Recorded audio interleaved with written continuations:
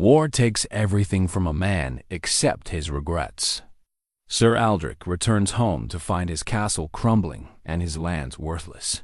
He lives alone now with faded memories. Down in the forest, Elinor struggles after losing her family's farm to debtors. She mends clothes for food and cares for wounded animals. When they meet over an injured hawk, something changes. The lonely knight makes a simple offer. You have empty pockets, and I have an empty castle. They share meals and fix walls together. As friendship grows into love, old enemies return to threaten everything. Can their quiet bond survive? Before we jump back in, tell us where you're tuning in from, and if this story touches you, make sure you're subscribed, because tomorrow I've saved something extra special for you. The morning mist clung to the stone walls of Carwyn Castle like memories that refused to fade. Sir Aldric stood at his chamber window, watching the sun struggle through gray clouds that had settled over his lands for what felt like an eternity. The bronze medal in his weathered palm had lost its shine years ago, much like everything else in his life. 3 campaigns in the Northern Territories, 2 commendations for valor, 1 scar that ran from his left shoulder to his elbow, and for what? A crumbling fortress and fields that wouldn't yield enough grain to feed a family of mice. He set the medal on the windowsill beside a collection of similarly tarnished reminders. The castle that had once housed 50 servants now echoed with only his footsteps. The great hall where his father had entertained lords and ladies now served as his dining room, library, and office all at once. Dust motes danced in the pale light filtering through windows he couldn't afford to repair properly. Some panes were missing entirely, replaced with oilcloth that flapped in the autumn wind like surrender flags. Aldric descended the worn stone steps to what remained of his daily routine. Check the well still producing water. Thank the saints. Inspect the walls, 3 new cracks in the eastern tower. Count his remaining coins, fewer than yesterday. More than tomorrow would likely bring. The mathematics of decline had become his specialty, though it was hardly a skill he'd learned in his father's court or on any battlefield dot in the village below. Merchants hawked their wares to farmers who had copper to spend. Aldric remembered when his family's arrival in the market square would draw bows and respectful murmurs. Now, the few times he ventured down the hill, conversation stopped for different reasons. Pity was harder to bear than scorn, he'd learned. At least scorn suggested you still mattered enough to hate. 5 miles through the forest, where ancient oaks created a cathedral of green, even in autumn's grip, Elinor pressed her back against a massive trunk and closed her eyes. The silver thimble on her middle finger caught a stray beam of sunlight, the last piece of her mother's sewing kit, the final remnant of a life that had vanished like smoke. She'd been wearing it the day the magistrate's men came with their papers and their cold smiles, explaining how her father's debts exceeded the value of everything they'd worked to build. The farm had been modest but sufficient. 40 acres of good soil, a sturdy house with a stone foundation, chickens that laid reliably, and a cow that had been more pet than livestock. Her father, Thomas, had taught her to read using the same Bible his grandfather had brought from the old country. Her mother, Mary, had shown her how to coax vegetables from reluctant earth and how to make worn fabric look nearly new with careful stitches. All gone now. 6 months passed. The fever had taken her parents within days of each other, leaving her alone with debts she'd never known existed. Apparently, her father had borrowed against future harvests one too many times when the weather turned cruel. The moneylenders had been patient while he lived, but death had made them remarkably eager to collect. Elinor opened her eyes and surveyed her current domain.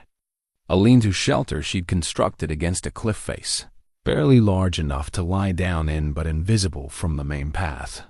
A small fire pit she kept carefully banked to avoid drawing attention. Her mother's sewing basket, now her sole means of earning enough to eat.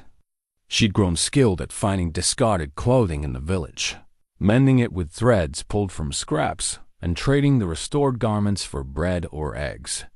The forest provided what charity could not.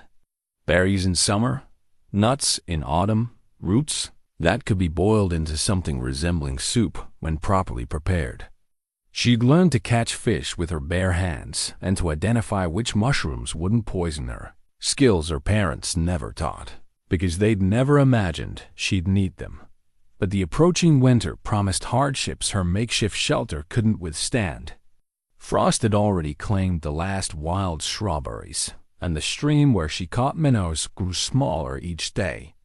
Soon, she'd need to venture closer to the village, accepting the disapproving stares and whispered comments about the farmer's daughter, who'd fallen so far from grace.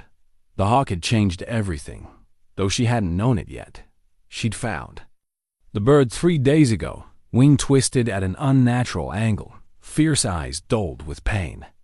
Most people would have ended its suffering quickly, but Elinor had never been most people. Her mother had taught her that all creatures deserve kindness, especially when they were broken. She'd fashioned a splint from twigs and twine, created a nest from soft moss, and spent precious food scraps nursing the predator back to strength. The hawk was beautiful russet feathers marked with cream and black, talons sharp enough to pierce leather, a beak designed for precision. As it recovered, it watched her with an intelligence that seemed almost human. She found herself talking to it during the long hours of tending its injuries, sharing thoughts she'd had no one else to tell. "You know what it's like to fall, don't you?" she murmured, offering it a strip of rabbit meat she'd traded a mended shirt to obtain. "One moment you're soaring, and the next, the ground rushes up to meet you." The hawk had begun to stir more actively, testing its wing with careful movements. Soon, it would be ready to return to the sky, leaving her alone again with only the forest for company. She tried not to think about how much she'd miss its presence, how conversations with a bird had become the highlight of her days. That's when Sir Aldric had emerged from the underbrush like something from a half-remembered dream. She'd heard the footsteps first, too heavy to be deer, too regular to be wild boar. Her hand had gone instinctively to the small knife at her belt, a tool designed for cutting thread, but sharp enough to discourage unwanted attention. But when the stranger stepped into her small clearing, she'd felt curiosity rather than fear. He was tall, but not imposing, with shoulders that suggested strength without aggression. His clothes marked him as nobility well made but worn, like a favorite book read too many times. Dark hair showed silver at the temples, and lines around his eyes spoke of someone who'd seen enough of the world to understand its weight. But it was his expression that held her attention, the same careful wariness she saw in wounded animals. "I'm sorry," he'd said, voice carrying the refined accent of education and court training. "I didn't mean to intrude. I was walking and heard voices." He paused, glancing around the empty clearing. "Though I suppose you were talking to your patient there." Elinor had felt heat rise in her cheeks. Being caught talking to a hawk hardly reinforced her dignity. "He's a good listener," she'd replied, surprised by her own boldness. Aldric had smiled then, the first genuine expression she'd seen cross his features. The best conversationalists rarely interrupt. His gaze had shifted to the hawk, taking in the careful splinting and improvised nest. "You've done fine work. He looks like he'll fly again." "I hope so." She'd found herself studying his face, noting the kindness there despite the sadness that seemed to shadow his features. Most people would have put him out of his misery. "Most people haven't learned the value of second chances," he'd replied. Quietly, they'd stood in comfortable silence for a moment, two strangers connected by an understanding that needed no words. The hawk had regarded them both with bright, intelligent eyes, as if evaluating the humans who'd stumbled into its recovery.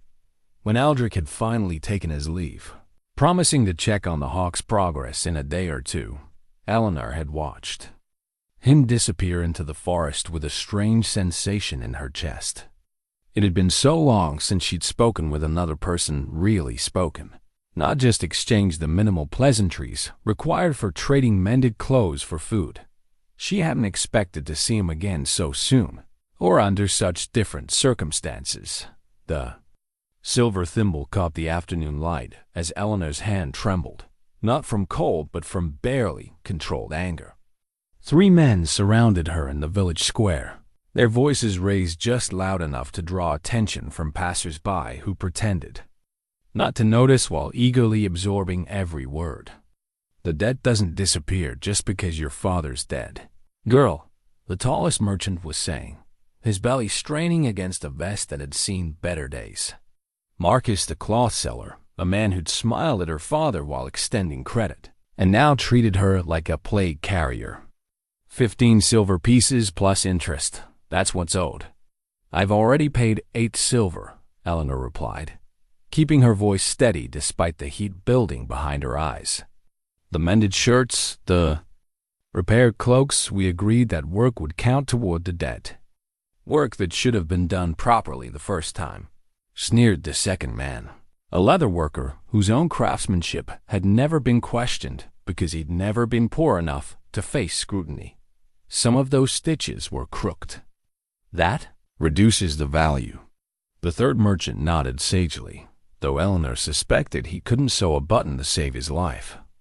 Perhaps if you had other skills to offer, we might consider alternative arrangements. His gaze traveled over her in a way that made her skin crawl. Elinor's grip tightened on the small bundle of mended garments she'd brought to trade. 6 days of careful work. Threads pulled from fabric scraps, patterns corrected by candlelight that cost precious coins she couldn't spare. Her mother's thimble had guided every careful stitch, and now these men dismissed her craftsmanship as if it were worthless. The work is excellent, and you know it, she said, stepping back to maintain distance between herself and the leering merchant. My mother taught me to sew before I could properly write my name. Your mother's not here to vouch for you now, Marcus replied with false sympathy. And neither is your father to cover your debts. Face the truth. Girl, you're alone in this world, and alone people need to be more accommodating if they want to survive. The small crowd that had gathered was beginning to murmur among themselves. Elinor caught fragments of their whispered conversations, some sympathetic, others judgmental, all confirming that her business had become public entertainment. The farmer's daughter who'd lost everything, now being put in her place by respectable merchants who'd never known a daze. Genuine hardship. I'll find another way to pay what's truly owed, she said, lifting her chin despite the heat spreading across her cheeks. But I won't be cheated, and I won't be bullied. Cheated? The leather worker stepped closer, his voice rising. You think honest merchants are trying to cheat a penniless orphan? Maybe your father taught you to read, but he clearly failed to teach you respect. That's when Sir Aldric appeared at the edge of the crowd, like a shadow given substance. Elinor noticed him first, that same careful way of moving she'd observed in the forest, as if he were always calculating the positions of potential threats. He wore better clothes today, she realized, the kind of formal attire that marked someone of genuine consequence rather than pretended importance. The merchants were too focused on their sport to notice they'd gained an audience of one who mattered. Gentlemen, Aldric said quietly, but his voice carried across the square with the authority of someone accustomed to being heard. Is there some difficulty here? Marcus turned with an irritated frown that transformed into a nervous smile when he recognized the speaker, Sir Aldric. No difficulty, my lord. Just sorting out a small matter of debt with this young woman. I see. Aldric stepped closer, his gaze taking in the scene with military precision. And this matter requires 3 grown men to resolve? Well, she's being unreasonable about the terms, the leather worker said, though his bluster had diminished considerably, trying to pass off poor work as quality craftsmanship. Aldric held out his hand toward Elinor. May I? She hesitated, then handed him one of the mended shirts from her bundle. He examined it carefully, turning the garment to catch the light on the stitching. His inspection was thorough but respectful, the evaluation of someone who understood the difference between hurried work and careful craftsmanship. "This is exceptional work," he said finally, his voice carrying clearly across the watching crowd. The original seam was poorly sewn. You can see where the thread tension was uneven. The repair work is not only superior to the original construction, it's reinforced the entire garment. Anyone who questions the quality of this craftsmanship is either blind or deliberately dishonest. The leatherworker's face flushed red. "Now see here, Sir Aldric, you can't what?" Aldric's tone remained conversational, but something in his posture suggested the merchant would be wise to choose his next words carefully. "Can't recognize quality work when I see it? Can't speak truthfully about what's before my eyes?" Marcus stepped forward, clearly hoping to salvage the situation.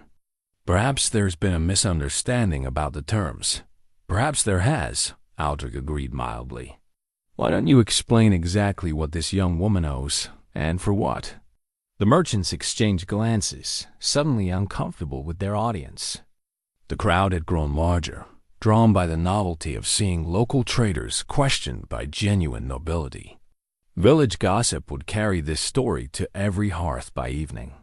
15 silver pieces, Marcus said reluctantly, for cloth and leather. Goods provided to her father. And she's already paid 8 silver in work. The third merchant added quickly, as if trying to demonstrate his fairness. "So 7 silver remaining," Aldric noted. "What would you value this bundle of mended goods at?" Speaking honestly. Another uncomfortable pause. Finally, Marcus muttered, "Perhaps 3 silver. 3 silver for 6 days of skilled labor?" Aldric's eyebrows rose slightly. "That seems remarkably little. I pay my castle servants more than that for far less skilled work." He turned to Elinor. "What would you consider fair compensation for this work?" Elinor found her voice, though it came out smaller than she'd intended. 4 silver pieces, my lord. The repairs were extensive, and the original work was poorly done. 4 silver sounds reasonable for work of this quality," Aldric said, nodding approvingly. "So the remaining debt would be 3 silver pieces." He reached into his coin purse and counted out 3 silver coins into Marcus's palm. "Debt settled, I believe." The merchant stared at the coins as if they might vanish. Finally, Marcus cleared his throat awkwardly. That's very generous, Sir Aldric, but not necessary." "Of course it's necessary," Aldric replied firmly. "A debt is a debt, regardless of who pays it. Unless you're suggesting there's some other issue that needs resolving." The 3 men quickly assured him that no, there were no other issues, the debt was settled, and they were grateful for his lordship's intervention. They scattered like leaves before a strong wind, leaving Elinor standing alone with her unlikely rescuer while the crowd slowly dispersed, murmuring among themselves about what they'd witnessed. Elinor stared at the silver coins still visible in Marcus's retreating hand. 3 pieces of silver that might as well have been 3 pieces of the moon for all her ability to obtain them. She'd worked for months to pay off 8 silver pieces, and this man had settled the remainder as easily as buying a loaf of bread. "You didn't have to do that," she said finally, though gratitude and pride warred in her voice. "No," Aldric agreed. "I didn't have to, but I wanted to.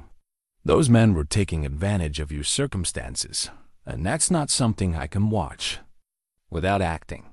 I could have managed on my own." "I'm sure you could have," he said gently. "But why should you have to? Sometimes accepting help isn't weakness, it's wisdom." Elinor looked at him carefully, trying to understand why a knight would spend his own silver to rescue a stranger from debt. His expression was serious but kind, with none of the calculating looks she'd grown accustomed to receiving from men who saw her vulnerability as opportunity.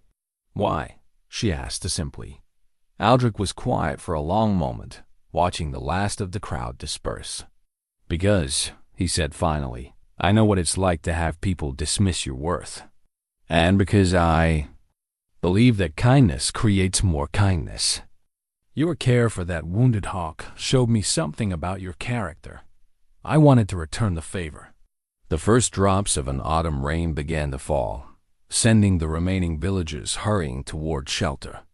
Elinor clutched her bundle of mended clothes, suddenly aware that she had nowhere dry to wait out the storm.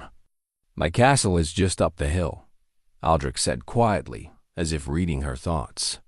"You're welcome to shelter there until the weather clears." Elinor hesitated, a dozen reasons for caution running through her mind. But the rain was beginning to fall in earnest, and her forest shelter would offer little protection from a serious storm. More than that, something in Sir Aldric's manner suggested this was an offer born of genuine courtesy rather than ulterior motive.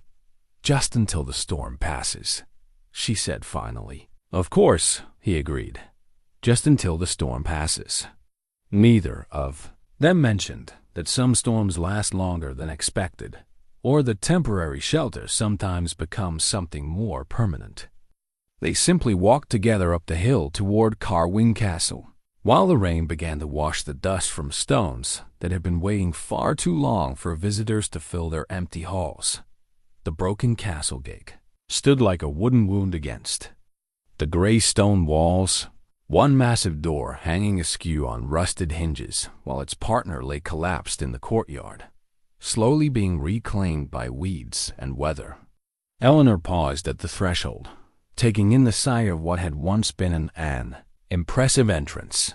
Even in decay, the craftsmanship was evident: carved oak beams thick as a man's waist, iron fittings that would have cost more than most farmers earned in a year. "It fell 3 winters ago," Aldric said, following her gaze. "I keep meaning to repair it, but it requires 2 men to lift each door back into place, and I haven't had much success convincing anyone to help. Why not hire workers from the village?" He gave her a wry smile. "Because hiring workers requires silver I don't have, and pride prevents me from asking for charity, even from people who used to serve my family."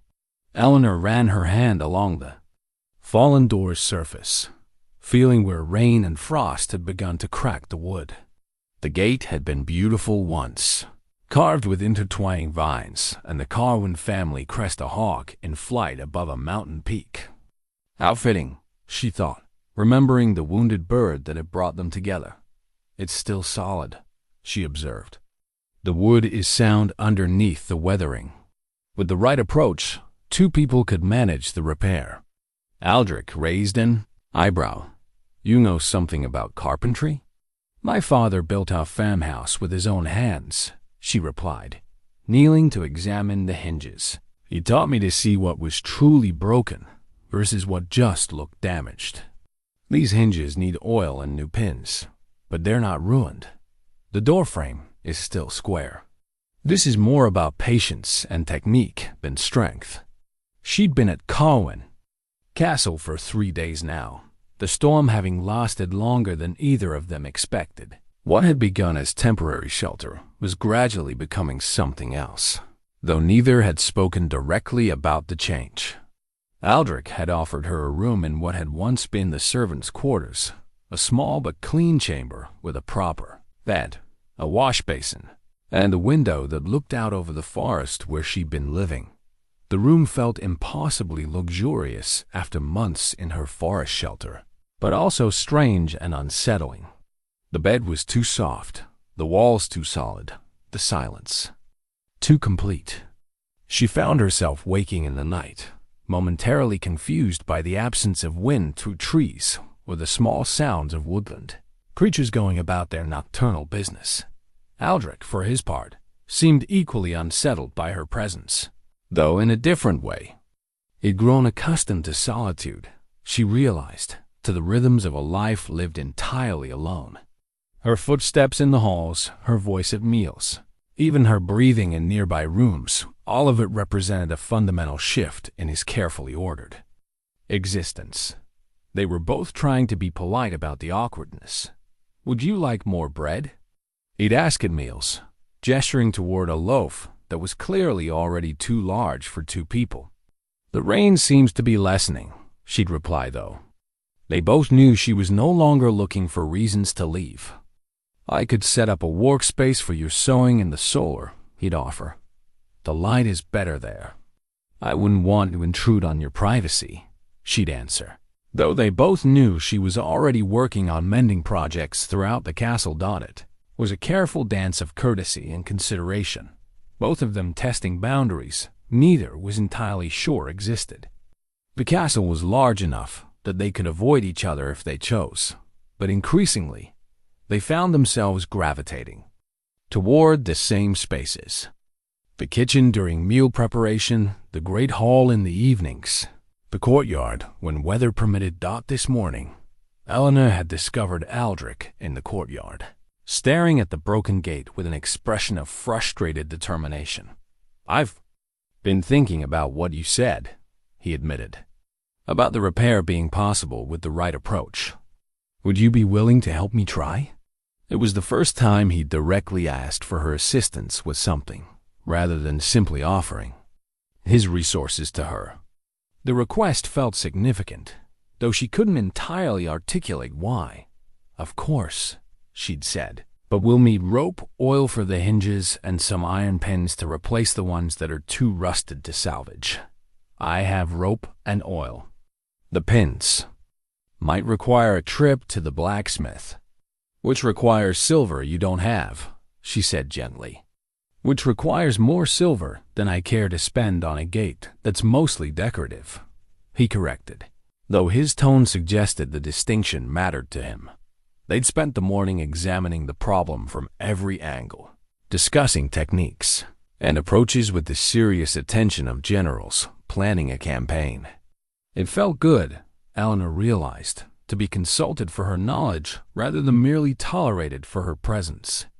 Aldric listened to her suggestions with genuine interest, asking thoughtful questions and building on her ideas. "If we use leverage here," she said, pointing to a spot where they could position a wooden beam and anchor the rope there, "we should be able to lift the door without needing to bear its full weight." "Like a pulley system?" "Exactly. My father used similar techniques when we had to move heavy stones for the foundation repair." She paused, struck by how naturally she'd fallen into planning a future project with him. "That is, if you're serious about wanting to fix it." "I'm serious," he said, meeting her eyes. "It's been broken long enough." They worked through the morning, clearing debris from around the fallen door and preparing the work area. It was strange, Elinor thought, how quickly they developed an easy working rhythm. Aldric would position heavy materials while she organized tools and components. She would point out structural details while he applied the more demanding physical labor. Neither gave orders or questioned the other's expertise. They simply worked together, like a team that had been collaborating for years rather than days. "You?" "No," Aldric said during a brief rest, wiping sweat from his forehead with his sleeve. "I'd forgotten how much more efficiently things go with two people working together." "It's different when you're not alone," Elinor agreed. "Tasks that seem impossible by yourself become merely difficult with help." He nodded thoughtfully. "I've been alone here for almost 2 years. I've begun to think of that as normal." "Was it lonely?" she asked gently. Aldric considered the question seriously. "I told myself it was peaceful. But looking back, I think I was confusing solitude with loneliness." "They're not the same thing, are they?" "No," she agreed. "Solitude is choosing to be alone. Loneliness is feeling alone, even when you don't want to be." They returned to their work, but the conversation lingered in the air between them. By midday, they'd made significant progress on preparing the repair site. The fallen door was cleaned and assessed. The hinges were oiled and ready for new pins, and they'd identified exactly where to position their makeshift pulley system. "Tomorrow we'll need those iron pins," Aldric said, surveying their progress with satisfaction. "Will you go to the village blacksmith?" He hesitated. "I was hoping you might come with me. You have a better eye for hardware than I do, and I suspect I'd benefit from your negotiating skills after watching you handle those merchants. Elinor felt a warm glow at the compliment, but also a flicker of nervousness. Appearing in the village again, this time openly in the company of Sir Aldric, would certainly generate gossip. People would draw conclusions about their relationship that neither of them had fully formed yet. People will talk, she said carefully. People always talk, he replied with a slight smile. The question is whether we care more about their opinions, or about fixing this gate. She looked at the broken entrance, imagining how it would look once restored to its original glory. A symbol of renewal, of things that seemed permanently damaged being made whole again. I'll come with you, she decided. But we should be prepared for questions. What kind of questions? The kind that wonder what exactly I'm doing living in your castle. Aldric was quiet for a moment, clearly considering the implications. What? Would you like me to tell them? It was a fair question, and one that required her to think carefully about her own feelings. What was she doing here? What did she want to be doing here? Tell him the truth, she said finally. That you offered shelter to someone who needed it, and in return, I'm helping with repairs and maintenance. A fair exchange between neighbors. Is that what we are? He asked gently. Neighbors? Elinor met his gaze, seeing something in his expression that made her heart beat slightly faster. I think, she said carefully, that we're two people who are still figuring out what we are to each other. Aldric smiled, the first truly relaxed smile she'd seen from him. I think that's exactly right, he agreed. And I think I'm looking forward to finding out. The small leather pouch felt almost weightless in Elinor's palm, but she knew its contents represented hope made tangible. Garden seeds, carrots, onions, beans, and herbs that could transform empty soil into sustenance. She'd found them in the village market while Aldric negotiated with the blacksmith for iron pins. Traded for with coins he'd pressed into her hand with instructions to buy whatever the castle needs. You want to plant a garden? Aldric had asked when she'd shown him her purchases upon their return. His expression suggested she'd propose building a cathedral. Here? Now? Not now? She'd laughed. In spring. But if we prepared the soil properly and planned the layout, we could have fresh vegetables by summer. When did you last eat something that hadn't been salted, dried, or pickled for preservation? The question clearly stumped him. He stood in what had once been the castle's kitchen garden, now overrun with weeds and neglect, trying to remember the taste of a carrot pulled fresh. From earth. I buy what I need from the village, he said finally. At winter prices, with silver you can't afford to spend. Elinor knelt and pulled aside some of the dead growth, revealing dark soil underneath. This ground is good, Aldric. It just needs attention. And the southern exposure here means the growing season would be longer than most plots. I don't know anything about growing food, he admitted, a confession that seemed to cost him some pride. Then I'll teach you, she said simply. The same way you're teaching me about castle management and noble protocols. It had been a month since the storm that first brought her to Carwyn Castle, and their temporary arrangement had settled into something more permanent, though neither had formally acknowledged the change. Elinor had moved her few possessions, from the servants' quarters to a larger room on the second floor, still not the Lord's chambers, but no longer clearly marking her as staff either. She'd begun managing the castle's modest household accounts, organizing supplies with an efficiency that had impressed Aldric. He, in turn, had started explaining the broader context of his estate's challenges, sharing information he'd never discussed with anyone. The difficulty isn't just the money, he'd explained one evening as they worked together to repair a section of roof that had been leaking into the great hall. It's that I trained to be a soldier, not a land manager. I can plan a campaign, organize a defense, lead men in battle, but I have no idea how to make fields produce better crops or negotiate better terms with merchants. You're learning, she'd pointed out, and you're not learning alone. That had become their unspoken partnership. She brought practical knowledge of farming and household management, while he provided resources and access to broader networks of trade and politics. Neither could have succeeded alone, but together. They were beginning to make real improvements to both the castle and its lands. The garden project represented something more ambitious than their previous efforts. Repairing existing structures was one thing. Creating something entirely new required a different kind of faith in their future together. "Show me what you have in mind," Aldric said, and Elinor heard the decision in his voice. She began pacing off sections of the overgrown plot, explaining her vision as she moved. "Root vegetables here, where the soil drains well. Beans along this wall where they can climb for support. Herbs near the kitchen entrance for easy access during cooking. And here," she gestured toward a sunny corner, "a small section for flowers." "Flowers?" Aldric raised an eyebrow. "Do flowers provide food?" "They provide beauty," she replied without embarrassment. "And beauty provides hope. A garden without flowers is just farming. A garden with flowers is a statement that you believe in tomorrow being better than today." He was quiet for a moment, considering her words. "My mother had a flower garden," he said finally. "I remember helping her plant roses when I was very young. She said flowers were proof that God loved unnecessary things. She sounds wise." She was. "She died when I was 12, before I left for court training.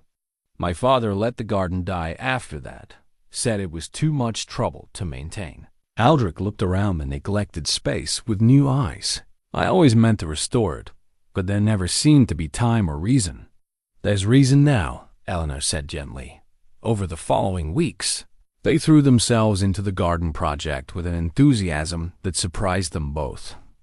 Aldric attacked the clearing work with military precision, organizing piles of debris and mapping out the most efficient approach to soil preparation.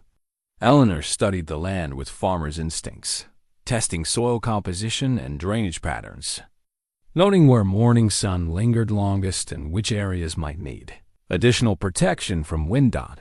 The physical labor was demanding, but satisfying in ways neither had anticipated. They worked side by side, sharing the rhythm of repetitive tasks that left room for conversation. Aldric told her stories of his military service, the places he'd seen, and the men he'd served with. Elinor shared memories of working alongside her parents, the seasonal cycles of farm life, and the small traditions that had made their modest home feel rich with meaning. "I never realized how much I missed working with my hands," Aldric said one afternoon, pausing to examine his palms. Now calloused from weeks of labor, court life and military command, everything was about giving orders and making decisions. This is different. "It's honest work," Elinor agreed. "You can see what you've accomplished at the end of each day." They were becoming comfortable with each other in ways that went beyond mere friendship. Casual touches as they passed tools back and forth. The easy silence of people who didn't feel compelled to fill every moment with conversation.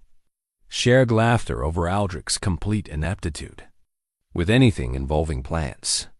"I think you may have killed that bean plant," Elinor observed one morning, finding a seedling that had been watered so enthusiastically it was drowning in mud.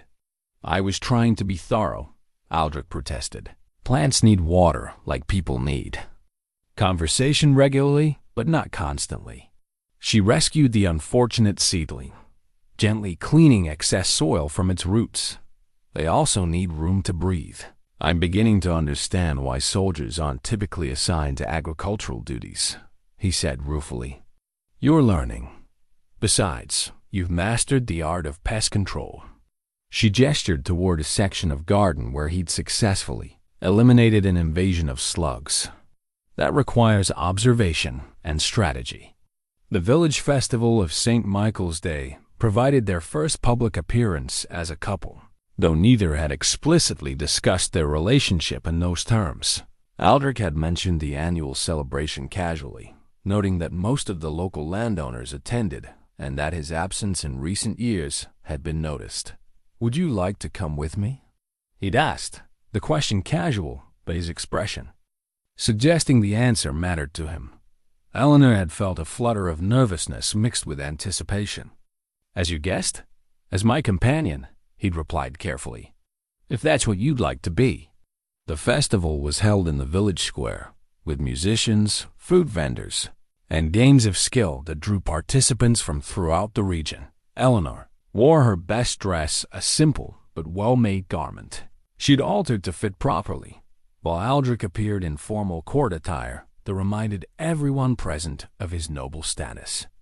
Their arrival together had generated exactly the level of attention Elinor had expected.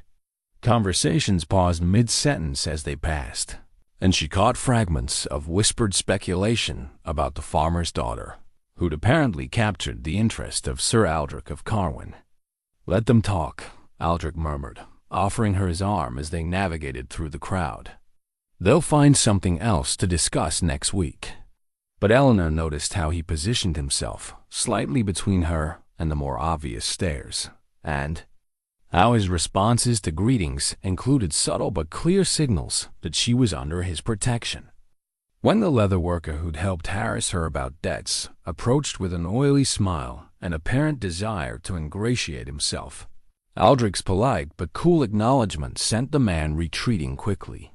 "You don't have to fight my battles for me," she said quietly. "I'm not fighting battles," he replied. "I'm simply making clear that anyone who treats you with disrespect will have to answer to me." The dancing began as the sun set, and Aldric surprised her by proving to be an accomplished partner. He guided her through the traditional country dances with easy confidence, his hand warm and steady on her waist as they moved through the familiar patterns. "Where did a soldier learn to dance so well?" she asked during a brief pause between songs.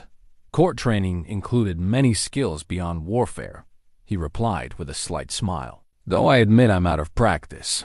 You're a patient partner. My mother taught me when I was young. She said dancing was one of the few pleasures that cost nothing but gave great joy." As the evening progressed, Elinor found herself relaxing into the celebration despite the continued attention their presence attracted. Aldric introduced her to other landowners with genuine pride, making clear through his manner that she was his chosen companion rather than a temporary convenience. She began to understand that his social position allowed him to define their relationship on his own terms, and that he was choosing to define it in ways that honored her dignity.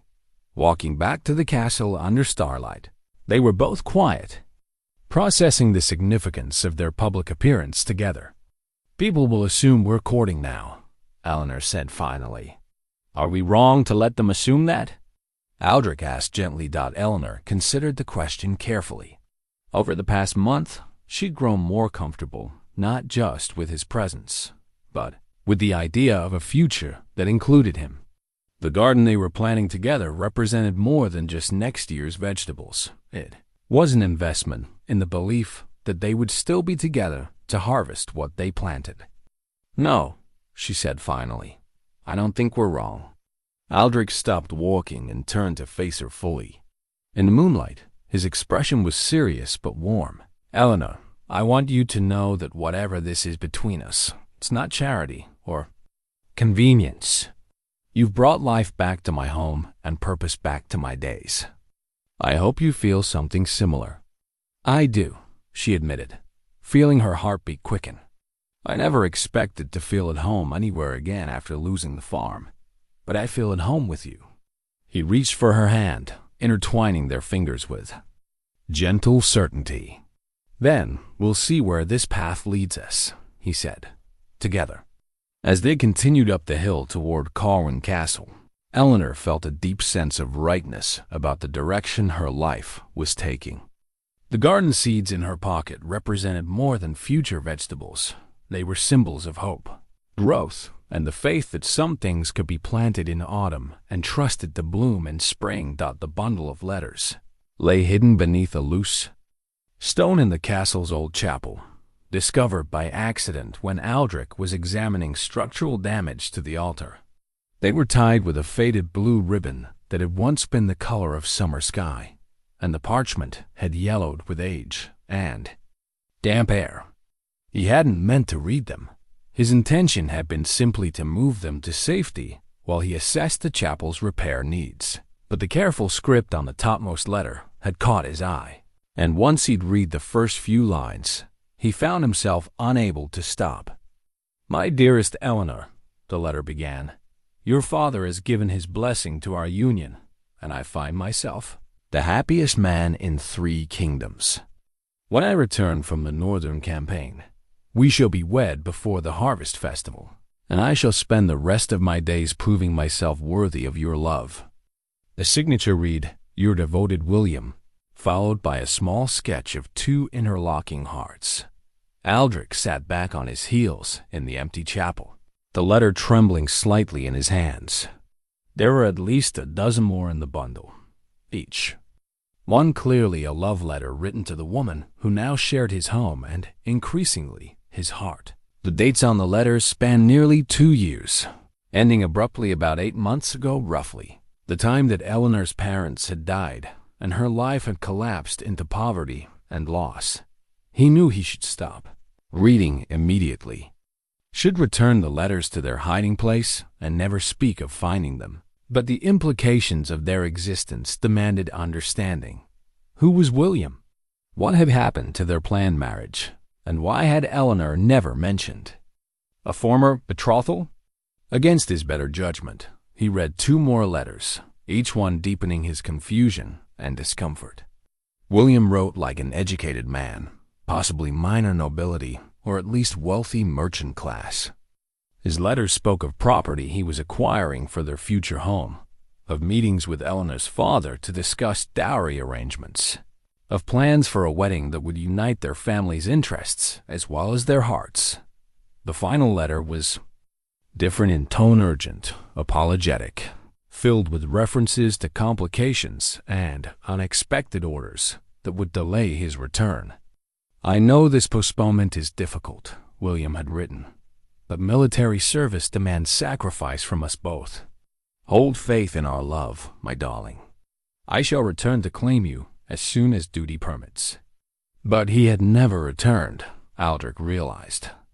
Something had happened to William during those final months before Elinor's parents died, something that had left her alone to face creditors and catastrophe, without the support of a betrothed husband who should have been there to protect her. "Aldric?" Elinor's voice echoed through the chapel's stone walls. "Are you in here?" He quickly retied the ribbon around the letters and slipped them into his coat, rising to meet her as she entered the small sanctuary. She wore a working dress and had garden soil under her fingernails, evidence of the morning she'd spent transplanting seedlings in their expanding vegetable plot. "I was examining the damage to the altar," he said, which was true enough. "The stone is cracked, but I think it can be repaired rather than replaced." "That's good news.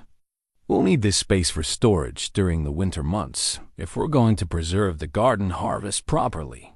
She ran her hand along the damaged stonework, her touch gentle and assessing. "My father always said that broken things could be made stronger than they were originally if you understood how they'd been hurt." The innocent comment struck Aldric like a blade to the chest.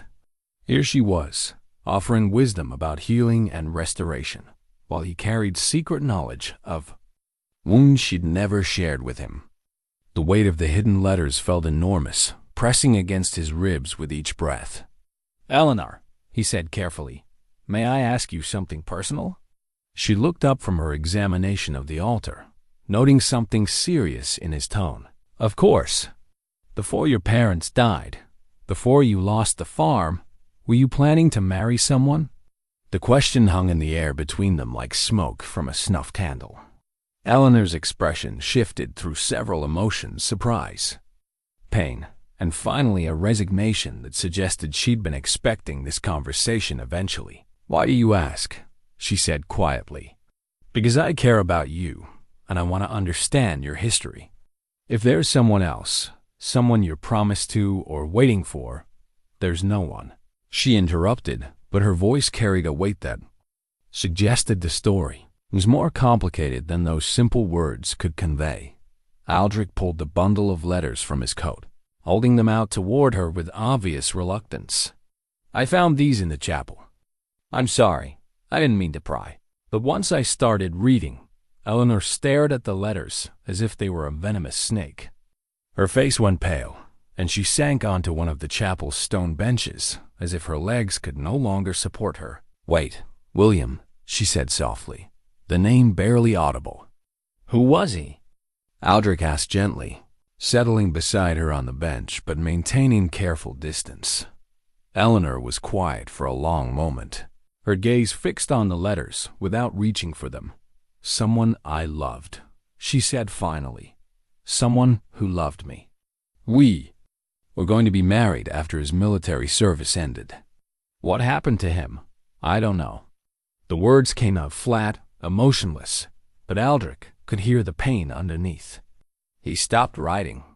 His letters came regularly for almost 2 years, and then they just stopped. I waited. I kept thinking he'd been delayed or injured, or that there was some explanation. But months passed, and there was no word. "Did you try to find out what happened to him?" Elinor finally looked at him, and he saw tears threatening at the corners of her eyes. "How? I had no connections, no influence, no way to send inquiries to military commanders in the Northern Territories. I was just a farmer's daughter waiting for news that never came." Aldric felt a complex mixture of emotion, sympathy for her pain, anger at William for abandoning her without explanation, and a shameful relief that her former betrothal was no longer an obstacle to their growing relationship. "When my parents died and the creditors came," Elinor continued, "I realized that William wasn't coming back. If he were alive and still intended to marry me, he would have appeared when I needed help most desperately. His absence during my crisis told me everything I needed to know about the reliability of his promises. But you still kept his letters." "I kept them because they reminded me that I had been loved once, even if that love hadn't endured. During the worst moments in the forest, when I wondered if I'd ever matter to anyone again, I could remember that someone had once found me worthy of devotion." Aldric reached for her hand, intertwining their fingers with gentle certainty. "You matter to me," he said quietly. "Not because of who you were to someone else, but because of who you are to." Elinor squeezed his hand, but didn't look at him. "Are you angry that I didn't tell you?" "No," he said honestly. "I'm sad that you carried that pain alone for so long. But I'm not angry about your past, Elinor. We've all loved people who didn't love us enough in return. Have you?" It was his turn to be quiet, considering how much of his own history to share. "There was a woman at court," he said finally. "Lady Margaret. We courted for almost a year, and I hoped that she cared for me as much as I cared for her. But when my family's financial situation became known, when it became clear that marriage to me wouldn't advance her family's interests, she ended our relationship very decisively. I'm sorry. Don't be. It taught me the difference between someone who loves you for what you can provide and someone who loves you for who you are." He lifted her hand to his lips and kissed her knuckles gently. "You've never asked me for anything I couldn't freely give. You've never made me feel that my worth was tied to my wealth or status. That's a rare gift, Elinor." She finally met his eyes, and he saw that the tears had been replaced by something warmer and more determined. "What do we do with the letters?" "Whatever you want to do with them. They're yours." Elinor looked at the bundle for a long moment, then walked to the chapel's small fireplace, where Aldric had been burning debris from his repair work. She knelt and carefully placed the letters among the cold ashes. "Will you help me burn them?" she asked. Aldric joined her at the fireplace, striking flint to tinder with practiced efficiency. As the flames caught and began to consume the old parchment, Elinor spoke quietly. "I'm not burning them because I'm angry at William or because I want to forget that I loved him. I'm burning them because I'm ready to stop living with ghosts. I want to build something new with you, Aldric, and that requires leaving the past. In the past. As the last of the letters crumbled into ash, Aldric put his arm around her shoulders and pulled her close. "Then that's what we'll do," he said softly. "We'll build something new together." Outside the chapel, autumn wind rattled the windows and sent dead leaves skittering across the courtyard. But inside, warmed by firelight and the certainty of shared purpose, Aldric and Elinor held each other and watched the flames consume the remnants of old promises, making room for new ones yet to be spoken. The royal summons arrived on a gray December morning, delivered by a messenger whose mud-splattered cloak and exhausted horse suggested urgent travel through difficult conditions. The scroll bore the crimson seal of King Edmund, pressed into wax that had cracked during the journey, but remained intact enough to declare its authority. Aldric broke it with hands that tried not to tremble, though Elinor noticed the slight tension in his shoulders as he unrolled the parchment. She waited in silence while he read, watching his expression shift from curiosity to resignation to something that might have been despair.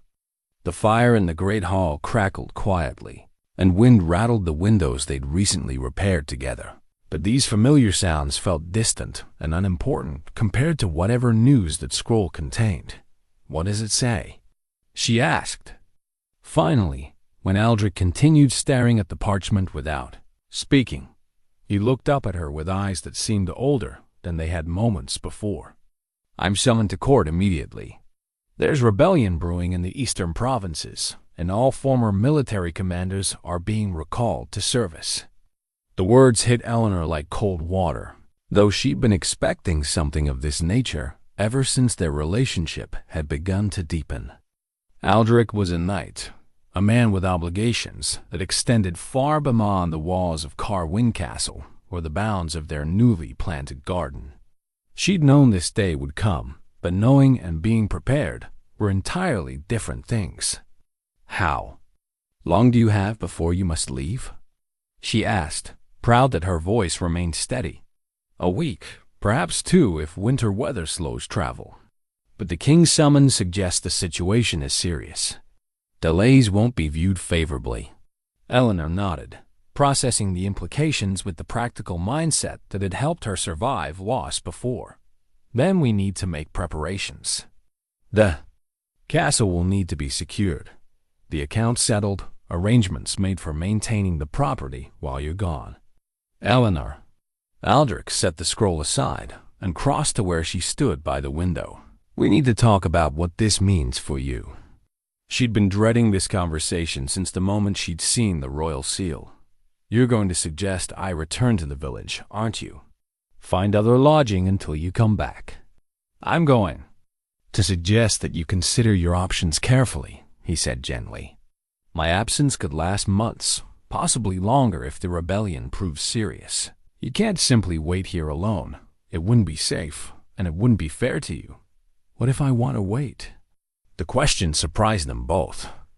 Elinor hadn't intended to speak it aloud, but once the words were out, she realized they represented her true feelings. The idea of leaving Carwyn Castle, of abandoning the life they'd been building together, felt like a betrayal of everything they'd shared.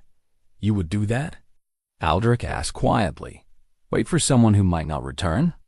The reference to William hung unspoken between them, a ghost of her previous experience with loving a soldier who disappeared into military service. But this situation felt different, Elinor realized.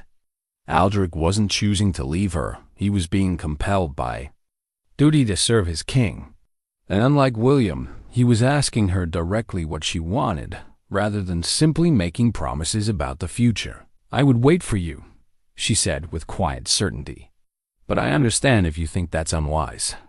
Aldric cupped her face in his hands, his thumbs brushing across her cheekbones with tender precision. "I think it's the most wonderful and terrifying thing anyone has ever offered me. Wonderful, because it means you care enough to build your life around our future together. Terrifying, because I can't promise when I'll return, or what condition I'll be in if I do." "I'm not asking for promises about things you can't control," Elinor replied. I'm asking whether you want me to be here when you come back. More than. I want my next breath, he said without hesitation. They spent the following days in a whirlwind of practical preparations mixed with moments of profound intimacy. Aldric taught Elinor how to manage the castle's accounts, showing her which merchants could be trusted and which required careful negotiation. He wrote letters of introduction to neighboring landowners, establishing her authority to act on his behalf in routine matters. Most importantly, he arranged for funds to be set aside for her support, ensuring she wouldn't face the poverty and vulnerability that had nearly destroyed her before. "This is too much," she protested when he showed her the sum he'd allocated. "For her maintenance, I don't need luxury, Aldric. Just basic security." "It's not about luxury," he replied firmly. "It's about ensuring that no one can question your right to remain here or pressure you to leave because of financial desperation. Money provides independence, and independence provides choices." In the evenings, they sat by the fire and talked about everything they'd left unsaid during their months of careful courtship.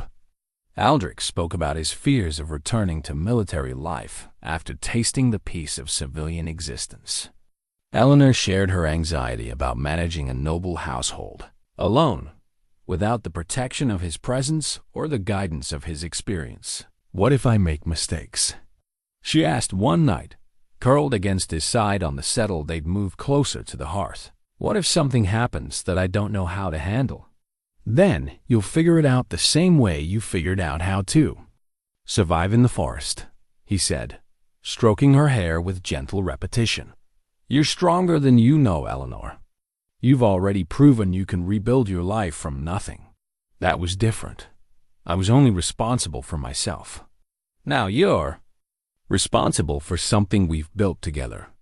That gives you even more reason to succeed." On their final night together, they walked through the castle from room to room, discussing plans and possibilities, as if he were leaving for a brief journey rather than indefinite military service. The repaired gate stood solid in its frame, a symbol of what they'd accomplished through cooperation and determination. The kitchen garden lay dormant under winter snow, but they both knew that spring would bring new growth from the seeds they'd planted together. "I want you to expand the garden while I'm gone," Aldric said as they stood in the courtyard, their breath forming clouds in the cold air. "Plant flowers as well as vegetables. When I return, I want to see this place full of life and color." "I will," she promised, "and I want you to write to me. Not like William did not promises about the future you can't control. Just tell me where you are and what you're doing. Let me feel connected to your life even when we're apart." "I'll write every week," he vowed, "whether there's news or not." The morning of his departure came too quickly, despite their careful preparations. Aldric's horse stood ready in the courtyard, saddlebags packed with supplies for the journey to court. He wore his military uniform for the first time since returning from his previous service, and the transformation was jarring. The man who'd learned to garden and repair castle gates had vanished, replaced by a professional soldier ready for war. They held each other for a long moment, neither wanting to be the first to step away. "Come back to me," Elinor whispered against his chest. "Nothing could keep me away," he replied, then lifted her chin so he could look into her eyes. "I love you, Elinor. I should have said it before now, but I love you more than I've ever loved anything in my life." "I love you too," she said, tears finally spilling over despite her determination to be strong for their goodbye. "I'll be here when you return, however long it takes." Aldric kissed her then, deep and desperate, trying to memorize the taste and feel of her lips against his. When they finally separated, he mounted his horse without looking back, knowing that seeing her face would make leaving impossible. Elinor stood in the courtyard long after the sound of hoofbeats had faded, snow beginning to fall around her like a benediction. The castle felt enormous and empty without his presence, but it was still home, their home. and she would keep it safe until he returned to fill it with warmth and laughter once again. That night, she sat at the desk in his study and began composing.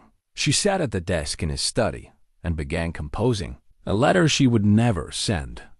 The first of many she would write to help process her thoughts and feelings during his absence. "My dearest Aldric," she began, "you have been gone only one day, but already I miss the sound of your voice echo through these halls." The hidden compartment revealed itself by accident, triggered when Elinor moved the heavy oak desk in Aldric's study to clean beneath it. The wood floor beneath showed signs of water damage from a long-ago roof leak, and she'd wanted to assess whether repairs were needed. As she shifted the desk's weight, her foot pressed on a loose floorboard that sank slightly, causing a section of the wall to swing inward with the soft whisper of well-oiled hinges. For a moment, she simply stared at the opening, wondering if she'd imagined the movement. The wall looked perfectly normal, wood panels darkened with age, no obvious seams or mechanisms visible. But when she pressed against the spot where she'd seen motion, the hidden door swung open again, revealing a narrow compartment, just large enough to hold several rolled documents. Elinor's first instinct was to close the compartment immediately and pretend she'd never found it. These were clearly Aldric's private papers, hidden for reasons she couldn't fathom but had no right to investigate. But as she reached to push the door closed, candlelight caught the edge of one document, illuminating familiar handwriting that made her freeze. Her own name was visible on the partially unrolled parchment, written in a formal script that suggested legal documentation rather than personal correspondence. Heart-pounding with a mixture of curiosity and dread, she carefully extracted the document and spread it on the desk's surface. It was a will, dated 3 years prior, bearing the signature and seal of Thomas Hartwell, her father. But this wasn't the simple will she remembered him dictating to the village priest during his final illness, the document that had left her nothing but debts and memories. This was something entirely different, written in legal language that established her as heir to property and assets she'd never known existed. "I, Thomas Hartwell, being of sound mind and body, do hereby bequeath to my beloved daughter Elinor the lands and manor house of Millbrook, purchased in the 10th year of King Edmund's reign through profits from grain speculation." The formal language continued, describing property, livestock, and investments that should have provided her with comfortable independence for life. Elinor sank into Aldric's chair, the parchment trembling in her hands. Millbrook was a substantial estate 15 miles to the south, complete with tenant farmers, millwrights, and income-producing orchards. She'd visited it once as a child with her father, though he'd never mentioned owning it. She'd assumed he'd been conducting business there as a grain merchant, not inspecting property that would someday belong to her. But if this will was genuine, why had she inherited nothing but debt? Why had the magistrate's men seized her family's farm and left her destitute? She found the answer in the second document, hidden in the compartment at day end, forgery so skillful it would have fooled anyone without access to the original. This false will, dated only days before her father's death, left everything to creditors and moneylenders, acknowledging debts that exceeded any assets. The signature looked exactly like her father's hand, down to the peculiar way he dotted his letters. But Elinor could see now that it was a careful copy rather than genuine writing. The third document was the most damning, a letter from Magistrate Cornelius to someone identified only as Lord R, discussing the successful execution of their plan. "The girl suspects nothing," the letter read. "The false will has been accepted by all relevant parties, and the property transfers are proceeding as agreed. Your investment in this enterprise will yield the returns we discussed, and the Hartwell estate will be available for purchase at the price we established." Elinor read the letter 3 times before its full implications settled in her mind. Her father's death hadn't just been followed by financial catastrophe. It had been the trigger for a calculated, theft that had stolen her inheritance and condemned her to poverty. Magistrate Cornelius, the man responsible for enforcing justice in their district, had conspired with unknown partners to forge documents and steal everything her father had worked to provide for her future. But why was this evidence hidden in Aldric's study? How had he come to possess documents that proved her rightful inheritance and the conspiracy that had stolen it from her? The fourth document provided the answer, and it changed everything she thought she understood about their relationship. It was a letter from Aldric to someone at court, dated 2 weeks after she'd first arrived at Carwyn Castle as a refugee from the storm. "My lord," the letter began, "I write to report that I have successfully made contact with Elinor Hartwell, daughter of Thomas, as you instructed. She currently resides at my estate, though she believes her presence here is coincidental rather than planned. The documents you provided prove the legitimacy of her claim to the Millbrook estate, and I believe we can proceed with exposing the conspiracy as discussed. However, I must note that my feelings toward Miss Hartwell have evolved beyond the professional interest this assignment originally required." The letter continued, but Elinor's hands were shaking too badly to read further. Everything she'd believed about their meeting, their growing relationship, their carefully built trust, all of it had been orchestrated. Aldric hadn't encountered her by chance in the forest. He'd been sent to find her, had been working with someone at court to investigate the theft of her inheritance. Their entire relationship was built on deception. She forced herself to read the rest of the letter, learning that Aldric had been commissioned by someone high in the royal court to investigate reports of corruption in the local magistrate's office. Her case had come to official attention when church records showed a discrepancy between the will her father had filed with the parish priest and the one presented for probate. Aldric had been chosen for the investigation because his remote location and lack of obvious wealth made him an ideal cover for approaching her without arousing suspicion. But the letter also revealed his genuine struggle with the deception. "I find myself in an impossible position," he'd written. "My duty requires maintaining this pretense until we've gathered sufficient evidence to present formal charges. But my heart compels me to tell her the truth about who I am and why I sought her out. She deserves honesty, yet honesty might compromise the investigation that could restore her rightful inheritance." The final paragraph made clear that he'd ultimately chosen duty over disclosure. "I will continue the investigation as planned, gathering evidence while maintaining the fiction that our relationship developed naturally. When the conspiracy is exposed and her inheritance restored, I hope she will understand that my deception served her ultimate good, even if the methods were questionable." Elinor set the letter aside and buried her face in her hands, trying to process the cascade of revelations. She was not the penniless orphan she believed herself to be, but the rightful heir to substantial property. The financial catastrophe that had destroyed her life had been carefully planned theft rather than legitimate debt collection. And the man she'd fallen in love with, the relationship she believed was built on honest affection and shared circumstances, was actually an elaborate deception designed to further an official investigation. The sound of hoofbeats in the courtyard interrupted her spinning thoughts. Through the study window, she could see a rider approaching. Not Aldric returning early from his military service, but a stranger wearing the colors of the royal court. Her hands moved instinctively to gather the documents, though she had no idea what she intended to do with them. The rider dismounted and approached the castle's front entrance with the purposeful stride of someone bearing official business. Elinor had perhaps minutes before he reached the study where she sat surrounded by evidence of conspiracies and lies, holding documents that proved her entire life had been shaped by deceptions she'd never suspected. As footsteps echoed through the great hall, growing closer to the study, Elinor made a desperate decision. She gathered all the documents and thrust them back into the hidden compartment, then quickly moved the desk back to its original position. Whatever confrontation was coming, Whatever revelations the royal messenger brought, she would face them, without revealing that she'd discovered Aldric's deception.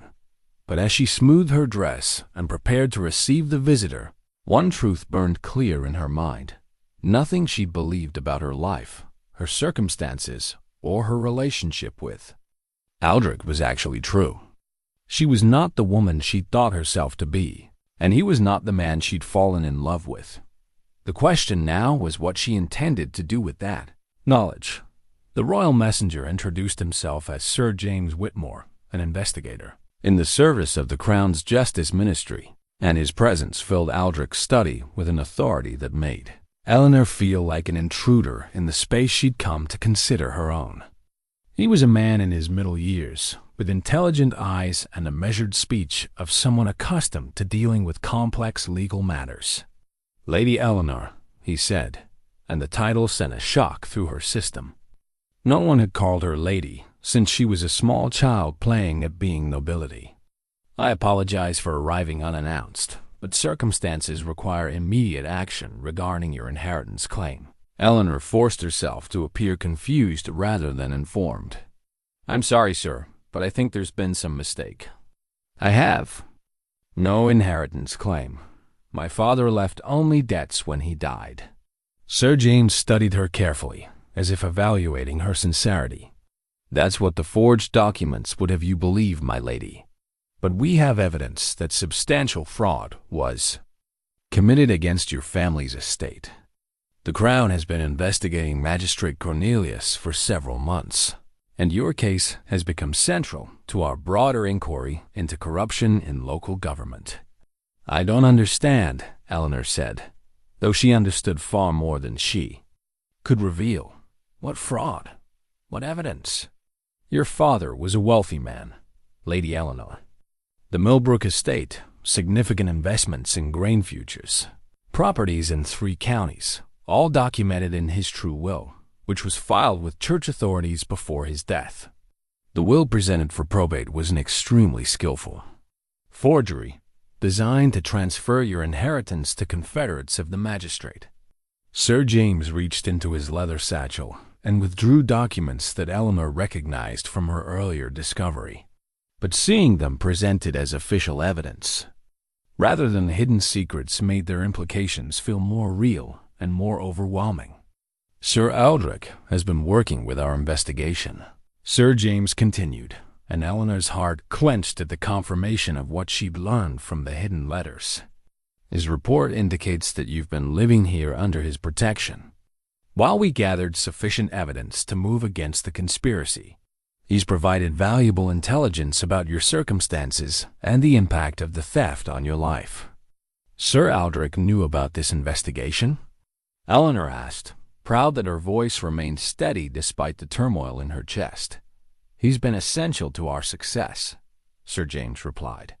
"His willingness to provide you sanctuary while maintaining the fiction that your presence here was coincidental allowed us to investigate without alerting the conspirators. I understand the deception has been difficult for him, but his discretion was necessary for the investigation's success." Elinor nodded, processing this confirmation of Aldric's duplicity while maintaining her facade of ignorance. "What happens now?" "Now we move to recover your property and prosecute those responsible for stealing it. Tomorrow we'll present evidence to the regional court, formally challenging the fraudulent will and demanding restoration of your rightful inheritance. Magistrate Cornelius and his co-conspirators will be arrested and charged with fraud, forgery, and conspiracy against the Crown." The magnitude of these developments should have filled Elinor with joy and relief. Justice was finally coming for those who'd stolen her inheritance and condemned her to poverty. Her father's memory would be vindicated, her future secured, her position in society restored. But all she could feel was a deep sense of displacement, as if she were watching events unfold around someone else's life. "There's more," Sir James continued. "Your inheritance is substantial enough to affect your social standing significantly. The Millbrook estate alone generates annual income comparable to minor nobility. Combined with your other assets, you'll be among the wealthier landowners in this region. I see, Elinor said quietly, though she wasn't sure she did see. The woman who'd learned to catch fish with her bare hands and mend clothes for food was apparently destined to become a person of considerable wealth and influence. The transformation felt surreal. There will be administrative matters to resolve, Sir James said, his tone becoming more businesslike. Property transfers, account reconciliations, legal proceedings against those who purchased stolen assets. It will take time to fully restore everything that was taken from you. And in the meantime, you remain under Sir Aldric's protection at Carwin Castle, though your circumstances here will obviously change once your true inheritance becomes public knowledge. After Sir James departed with promises to return the following day with additional officials, Elinor found herself alone in the castle with knowledge that felt too heavy to bear. She walked through rooms that had become familiar and comfortable, wondering how they would feel once she was no longer a refugee seeking shelter, but a woman of independent means choosing to remain. The kitchen garden lay dormant under snow, but she could envision the spring plantings they'd planned, together vegetables and herbs and flowers that would bloom when Aldric returned from military service. Would he still want to tend the garden with her when she was no longer dependent on his charity? Would their relationship survive the revelation that it had been built on official deception rather than natural affection? That evening, she sat at the desk in his study and composed a letter she wasn't sure she would ever send. "My dearest Aldric," she began, then stopped, staring at the salutation. Was he truly her dearest anything? Or was that simply another illusion created by circumstances she hadn't understood? She tried again. "Aldric, I have learned something today that changes everything. I thought I knew about my life and our relationship. Sir James Whitmore visited to inform me about my inheritance and the investigation you've been conducting. I know now that our meeting wasn't coincidental, that my presence here serves purposes beyond my need for shelter." She paused, considering how to continue. Anger would be justified, but she found herself feeling more confused than furious. Hurt would be understandable, but the emotion was more complex than simple pain. Betrayal seemed too strong a word for actions that had ultimately served her benefit, even if the methods had been deceptive. "I understand why you couldn't tell me the truth," she continued writing. "The investigation required secrecy, and my ignorance protected its success.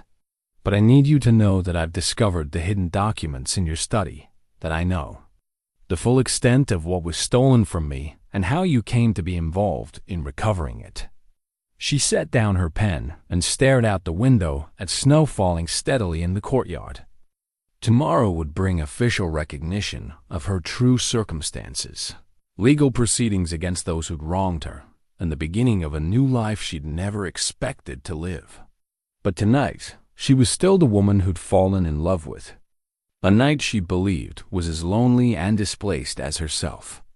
The ancestral sword, hanging above the fireplace, caught her attention, Aldric's family weapon, passed down through generations of Carwin knights. He told her its history one evening while they'd worked on repairing tapestries, explaining how each blade carried the honor and commitment of those who'd wielded it in service to crown and kingdom. "This sword has never been drawn in anger," he'd said, "only in defense of what its bearer considered worth protecting." Now she wondered what he considered worth protecting. Was it her, personally, or was it the abstract concept of justice that her case represented? Had his growing affection for her been genuine, or had duty and proximity simply created the illusion of love? She returned to her letter. "When you return from military service, we'll need to have an honest conversation about what we mean to each other. I don't know yet whether our relationship can survive the knowledge that its foundation was built on necessary deceptions. But I do know that I would rather face the truth, however painful, than continue living with beautiful lies." She signed the letter simply Elinor and sealed it with wax, then placed it in the desk drawer where he would find it upon his return. Tomorrow would bring revelations and confrontations that would reshape her entire existence. But tonight, she would allow herself to grieve for the simple love story she'd thought they were writing together, before discovering it was actually a much more complicated tale of duty, deception, and justice finally served. Outside, snow continued to fall on the castle walls and the dormant garden, covering the landscape in pristine white that made everything look clean and new. Soon, Elinor thought, her life would undergo a similar transformation, but unlike snow, the changes coming would be permanent and irreversible. She spent her final evening as a poor woman tending the fire in rooms that had sheltered her, walking through halls that had offered her sanctuary, and remembering conversations with a man who might not have been entirely truthful about his motives, but whose kindness had never felt false. Regardless of its origins, the village square had been transformed into an impromptu courtroom, with tables arranged to accommodate the regional magistrate, court scribes, and royal investigators who'd arrived at dawn to conduct formal proceedings. A crowd had gathered despite the early hour and bitter cold, drawn by rumors that major corruption was about to be exposed. Elinor stood beside Sir James Whitmore, wearing the finest dress she owned, but feeling exposed and vulnerable under the scrutiny of people who'd known her as a destitute orphan and were now learning she was rightful heir to substantial wealth. Magistrate Cornelius sat at the defendant's table, his face pale but defiant. The corrupt seal he'd used to legitimize fraudulent documents lay before him like an accusation made tangible bronze tarnished with age and misuse, bearing the official markings that had given legal weight to his crimes. His co-conspirators, 3 local merchants and a lawyer from the county seat, flanked him with expressions ranging from resignation to barely controlled panic. The Crown charges these men with conspiracy, fraud, forgery, and theft of property belonging to Lady Elinor Hartwell, announced the presiding magistrate, a stern woman whose reputation for fairness had brought her from the capital specifically for these proceedings. The evidence will show a calculated scheme to steal substantial inheritance through falsified documents and abuse of official position. Sir James rose to present the prosecution's case, his voice carrying clearly across the assembled crowd. Your Honor, we will demonstrate that Thomas Hartwell, a prosperous landowner and grain merchant, was murdered by poison administered during his final illness, and that his death was timed to coincide with the substitution of a fraudulent will, designed to transfer his entire estate to criminal confederates. A collective gasp rose from the crowd. Elinor felt the world tilt around her as she processed this revelation. Murder. Her father hadn't simply died of fever, he'd been killed, deliberately, to facilitate the theft of her inheritance. The grief she'd carried for months suddenly transformed into something harder and more furious. The evidence includes the victim's true will, filed with church authorities before his death. Sir James continued, holding up the document Elinor had discovered in Aldric's study. Financial records proving the extent of his wealth. Correspondence between the defendants documenting their conspiracy, and testimony from witnesses who observed suspicious activities during Mr. Hartwell's final days. The first witness was Father Benedict, the elderly priest who'd administered last rites to her father. His testimony revealed details Elinor had never known. How Thomas had specifically requested that his will be filed with church records as well as civil authorities, expressing concern about potential challenges to his daughter's inheritance. He was worried about something, Father Benedict said, his aged voice trembling with emotion. He spoke of enemies who might try to claim his property after his death, and he made me promise to protect Lady Elinor's interests if anything happened to him. The second witness was Dr. Morgan, the physician who'd attended her father during his final illness. His testimony was more damning descriptions of symptoms that were consistent with slow-acting poison rather than natural fever. Suspicious visits from people claiming to be business associates, and pressure from Magistrate Cornelius to expedite the death certificate without thorough examination. "I should have been more suspicious," Dr. Morgan admitted, his professional composure cracking. "But Magistrate Cornelius assured me that speed was essential for settling the estate's debts. I allowed myself to be rushed through procedures that should have been more thorough." When Elinor was called to testify, she felt every eye in the square focused on her face. The crowd included people who'd watched her descent into poverty, who'd seen her reduced to mending clothes for scraps of food. Now, they were learning that her destitution had been artificially created through criminal conspiracy. "Lady Elinor," the presiding magistrate said gently, "please tell the court about your father's final days and the aftermath of his death." Elinor spoke carefully, describing her father's sudden illness, the speed of his decline, and the immediate appearance of creditors demanding payment of debts she'd never known existed. She explained how the farm had been seized, how she'd been cast out with nothing, and how she'd survived in the forest before finding shelter at Carwyn Castle. "Did your father ever speak to you about the extent of his wealth?" the magistrate asked. "Never directly," Elinor replied. "But I knew he owned property beyond our farm. He would travel on business trips, and sometimes he would mention investments or opportunities. I thought he was simply a successful grain merchant, not that he was wealthy enough to be considered landed gentry." The most dramatic moment came when Sir James presented the forged will alongside the genuine document. Even from a distance, the crowd could see the subtle differences in handwriting, the variations in ink consistency, and the suspicious timing of the fraudulent documents. Creation. The forged will was created using a sample of Thomas Hartwell's handwriting obtained from legitimate business correspondence, Sir James explained. The forger was skilled, but forensic analysis reveals telltale signs of copying rather than natural writing. More importantly, the witnesses who supposedly observed the signing have recanted their testimony under oath, admitting they were paid to lie. Magistrate Cornelius finally rose to defend himself, but his arguments were weak and desperate.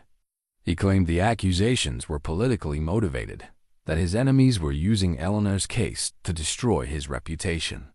He insisted the documents he'd processed were legitimate, that he'd acted in good faith based on evidence presented to him.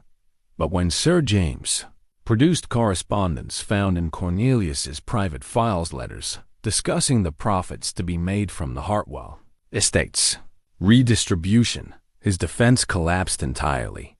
The evidence was overwhelming, documented in the magistrate's own hand, proving deliberate criminal conspiracy rather than honest mistakes. As afternoon shadows lengthened across the square, the presiding magistrate called for recess to consider the evidence, but the outcome was no longer in doubt. Justice was finally coming for those who'd stolen Elinor's inheritance and murdered her father to do it. The crowd began to disperse, their conversations buzzing with shock and outrage at the scope of corruption that had been revealed. Elinor remained seated at the witness table, overwhelmed by the magnitude of what she'd learned and what it meant. For her future, her father hadn't simply died and left her vulnerable to financial predators. He'd been murdered specifically to steal her inheritance, killed by people who'd calculated that an orphaned young woman would be unable to challenge their criminal scheme. Now, those people would face justice. But justice, she was learning, was a more complex emotion than she'd expected. The presiding magistrate's verdict came swift and decisive, delivered in the crisp winter air to a crowd that had grown throughout the afternoon as word spread of the corruption trial. Magistrate Cornelius and his co-conspirators were found guilty on all charges, sentenced to imprisonment and full restitution of stolen property. But the most significant development came with the arrival of an unexpected figure. Just as proceedings were concluding, a royal herald appeared at the edge of the square, bearing the ceremonial staff and formal robes that marked him as a direct representative of King Edmund himself. The crowd parted respectfully as he approached the makeshift courtroom, his presence lending additional gravity to events that were already historic for the small village. By order of His Majesty King Edmund, the herald announced in a voice trained to carry across great distances, Sir Aldric of Carwyn is hereby released from military service with full honors, his duty to the crown considered complete through his essential service in exposing this corruption. Lady Elinor Hartwell is formally recognized as rightful heir to the Millbrook estate and all associated properties, with royal protection extended to ensure her peaceful possession of same. The herald paused, withdrawing a document bearing the royal seal that gleamed gold in the afternoon sunlight. This was the crown's pardon Elinor had hoped for, but hadn't dared expect official recognition not just of her inheritance, but of Aldric's right to choose love over continued military obligation. Furthermore, the herald continued, His Majesty commends Sir Aldric's discretion and dedication in pursuing justice while protecting the victim of these crimes. The crown acknowledges that duty and personal affection may sometimes align in service of justice, and finds no conflict between Sir Aldric's professional obligations and his personal commitment to Lady Elinor's welfare. Elinor felt tears spring to her eyes as the implications settled over her. The king himself had recognized that Aldric's deception had been born of duty rather than betrayal, that his growing love for her hadn't compromised his investigation, but had rather motivated him to pursue justice more thoroughly. The royal pardon wasn't just releasing him from military service. It was validating their relationship, despite its unusual beginning. Sir James approached her as the crowd began to disperse, his expression mixing professional satisfaction with personal warmth. Lady Elinor, there are practical matters we need to discuss regarding the restoration of your properties. The Millbrook estate has been maintained reasonably well by its current occupants, who were unaware they were living on stolen land. We'll need to arrange fair compensation for improvements they've made, while ensuring your smooth transition to ownership. What about the people who've been working the land? Elinor asked, concerned about displacing innocent tenants who'd acted in good faith. That decision rests with you as the rightful owner, Sir James replied. But I suspect you'll find solutions that serve everyone's interests fairly. Your father's records show he was known as a just and generous landlord. As evening approached and the official proceedings concluded, Elinor found herself walking alone through the village streets where she'd once begged for work mending clothes. The same merchants who dismissed her as a penniless orphan now bowed respectfully as she passed, their attitudes transformed by knowledge of her restored status. The change felt surreal. She was still the same person who'd learned to catch fish with bare hands and sleep rough in forest shelters, but external circumstances had recast her as someone entirely different. The castle came into view as she climbed the familiar hill, its windows glowing warmly in the gathering dusk. But as she approached the courtyard, she saw a horse tethered by the main entrance travel-stained and exhausted, bearing military equipment that could only belong to one person.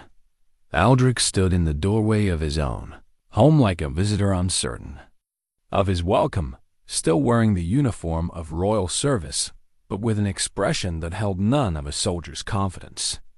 When he saw her approaching, he stepped forward hesitantly, as if unsure whether she would want to see him after learning the truth about their relationship's origins. "Elinor," he said softly, her name carrying weight of apology, hope, and question. All at once, she stopped just beyond arm's reach, studying his face in the torchlight that flickered from the castle's entrance.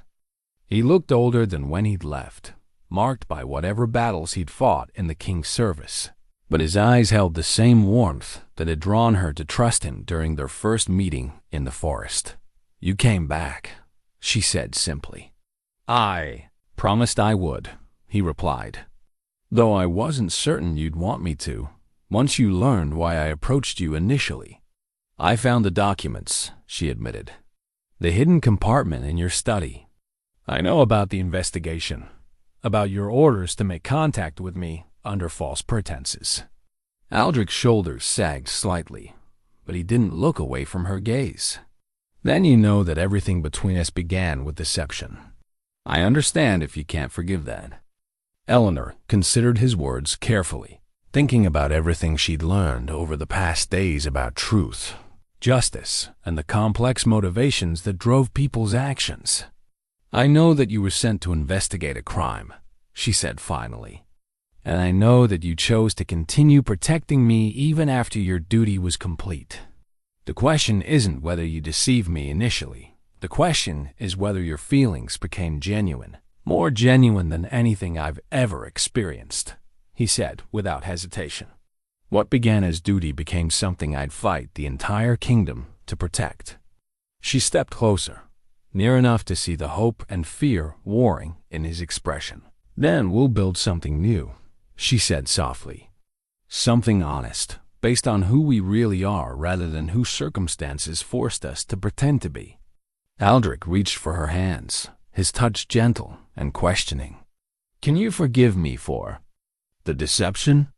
Can you forgive me for being someone more complicated than the simple refugee you thought you were rescuing? She asked in return. They both laughed then, the sound mixing relief with recognition that their relationship was entering uncharted territory, where neither would need to pretend or conceal essential truths about themselves. Lady Elinor, Aldric said formally, then smiled as he continued in a more personal tone. Would you consider allowing a formally deceptive knight to court you honestly? Sir Aldric, she replied with matching formality before her own smile broke through. I believe that could be arranged. As they walked together toward the castle entrance, Elinor felt the weight of secrets finally lifting from her shoulders. Tomorrow would bring new challenges as she learned to manage inherited wealth and property. But tonight she was simply a woman coming home with the man she loved, their future finally free from the shadows of deception and injustice. The wedding. Rings lay side by side on the altar of Carwyn Castle's restored chapel, catching afternoon sunlight that streamed through windows. Aldric and Elinor had repaired together during their early days of partnership. The simple bands had been forged by the village blacksmith from silver taken from the castle's ancient stores and gold recovered from Elinor's restored inheritance. A deliberate choice to symbolize the joining of their different worlds into something new and unified. 6 months had passed since the corruption trial that had restored Elinor's rightful inheritance and freed Aldric from military obligations.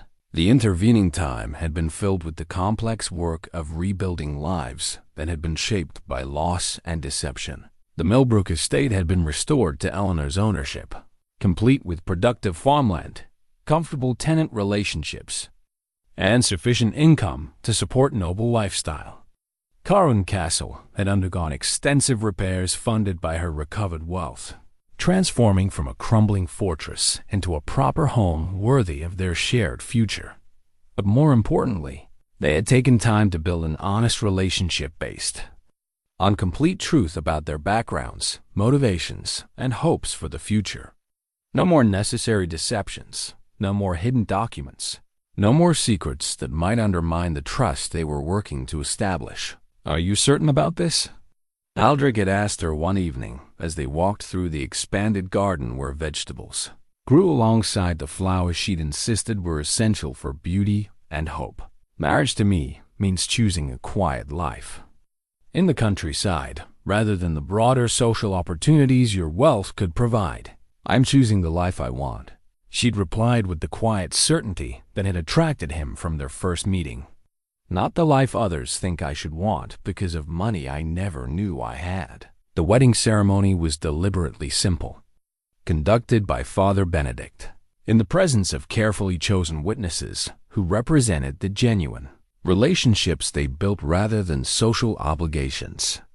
Sir James Whitmore attended as representative of the royal court, his presence lending official recognition to their union.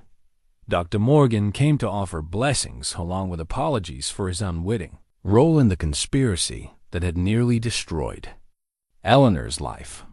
Even some of the village merchants who'd initially dismissed her attended, drawn by curiosity but staying because they recognized the authenticity of the couple's commitment to each other. "Dearly beloved," Father Benedict began, his aged voice carrying the weight of someone who'd witnessed both the worst and best of human nature. "We gather today to celebrate the union of two souls who have found in each other not just love, but the courage to build something meaningful from the ashes of what seemed lost forever." As they exchanged vows they'd written themselves, Elinor reflected on how different this moment felt from the wedding she'd once planned with William. That earlier engagement had been built on social expectations and family arrangements, sweetened by affection, but lacking the deep understanding that came from weathering genuine hardship together. This union was grounded in shared experience, mutual respect, and the kind of love that had been tested by deception and emerged stronger rather than broken. "I promise," Aldric said, his voice steady despite the emotion visible in his eyes, "to offer you honesty, even when truth is difficult, partnership even when independence seems easier, and love that grows deeper with every season we share together." "I promise," Elinor replied, looking into eyes that had first captured her attention by showing the same wariness she'd learned to carry. "To trust your heart even when circumstances seem confusing, to build dreams with you that neither of us could achieve alone, and to remember that the best love stories are written by people brave enough to choose each other every day." The rings exchanged hands with ceremonial weight that felt both ancient and entirely new. As Father Benedict pronounced them husband and wife, sunlight through the chapel windows seemed to intensify, blessing their union with the warmth they'd both been seeking without knowing how to find it. The wedding celebration extended through the afternoon and into evening, with food prepared from their own garden's harvest and music provided by traveling musicians, who'd agreed to perform in exchange for generous hospitality. Guests shared stories about the couple's individual journeys and their partnership, creating a tapestry of narrative that honored both their separate histories and their joined future. As evening settled over the castle grounds, Elinor and Aldric found themselves alone in the garden where they'd first worked side by side to build something from nothing. The vegetables were flourishing, the herbs scented the air with promise of excellent cooking, and the flowers her insisted upon symbols of unnecessary beauty bloomed in defiant celebration of hope over practicality. "Do you ever think about how different our lives would be if that storm hadn't forced me to seek shelter here?" Elinor asked, leaning against Aldric's shoulder as they watched stars emerge in the darkening sky. "Every day," he replied, tightening his arms around her. "But I've stopped thinking it was coincidence. I think we were both looking for something without knowing what it was, and the storm just gave us excuse to find it." "What were you looking for?" Aldric considered the question seriously, as he always did when she asked him to examine his motivations. "Purpose, I think. Something worth protecting that was more important than duty or honor or social expectations. You showed me what it felt like to fight for someone rather than just fighting because it was expected." "And what was I looking for?" "Home," he said without hesitation. "Not just a place to live, but a sense of belonging somewhere with someone who valued you for who you were rather than what you could provide."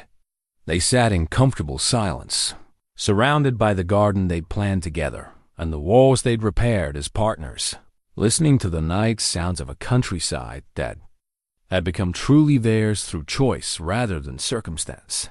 "What happens now?" Elinor asked, though she was no longer asking from uncertainty, but from curiosity about the adventures their partnership might bring. "Now we live," Aldric said simply. "We tend our garden, manage our properties, contribute to our community, and see what other storms might bring unexpected visitors to our door. Will we be happy?" "We already are," he replied, kissing the top of her head. "Everything else is just details." Above them, stars wheeled through familiar patterns while inside the castle, rooms that had once echoed with loneliness now hummed, with the quiet contentment of two people who'd found exactly what they'd been missing.